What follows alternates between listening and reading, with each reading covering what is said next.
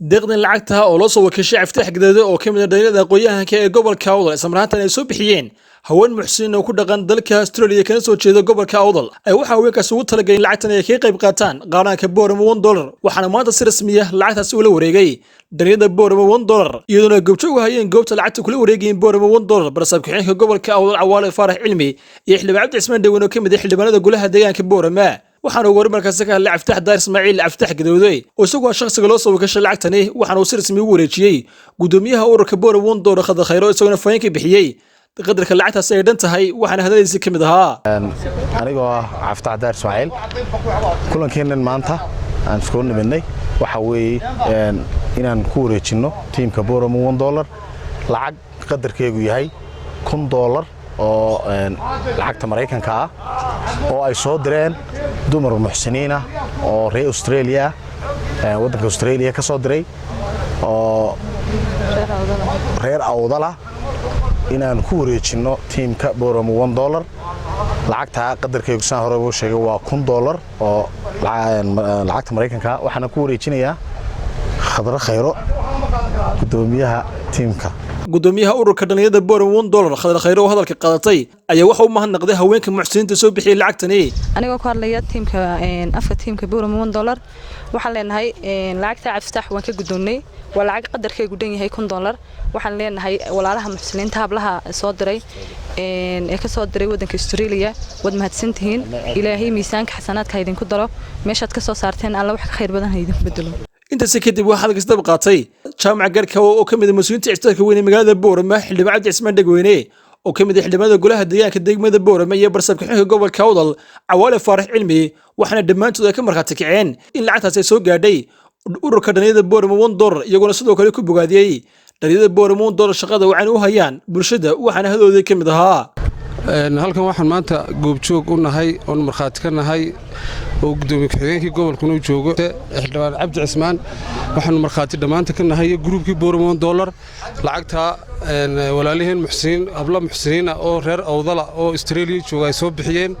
kuuna wareejiyeen Boorama $1 waxaan leenahay jazaakumullahu khayran ilaahay ay naga abaal mariyo halkaad ka soo saarteenna wax khayr qabay ilaahay nagu bedelo Boorama $1 run ahaantii waa group aad u shaqeynaya oo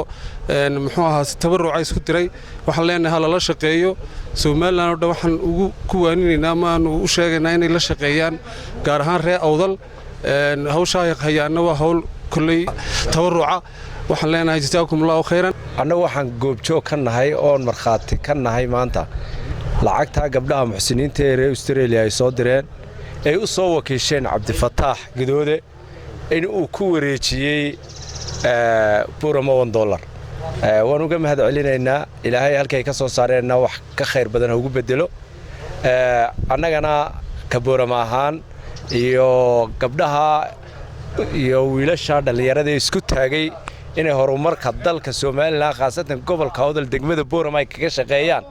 iyagana waan mahad celinaynaa waa runtii aad buu shaqeeyaan waa dad karti badan waa dad iyagu isxilqaamay aan cidna mishaar ku siin waxaan ugu baaqaynaa cid kasta oo muxsiniin oo wax la bixi karta meeshii doonaan baa joogaan in ay ka qayb qaataan Boorama $1 runtii waa gacan aamina gacanta ay waxa ay galayaan lacagta cid kasta ay soo dirtay waxaan ugu marxaati kacaynaa inay gacan aamina galaysa lacagtaas marka waxaan rajaynayaa inay cid kastaba ka qayb qaadato waxaan ku boorinaynaa in ilaahay iyagana uu ku asturo xilka ay qaadeen ay ummadooda u qaadeen kulay lacagta halka ka imatay iyo cidda keentay waa la sheegay laakiin anagu waxaan oranayaa oo idigu dhiiri gelinayaa in lagu daydo cid kasta oo $1 Boorama $1 cid $1 ku darsataasi waa cid wax tartay gobolka iyo degmada iyo caasimadda gobolka Awdal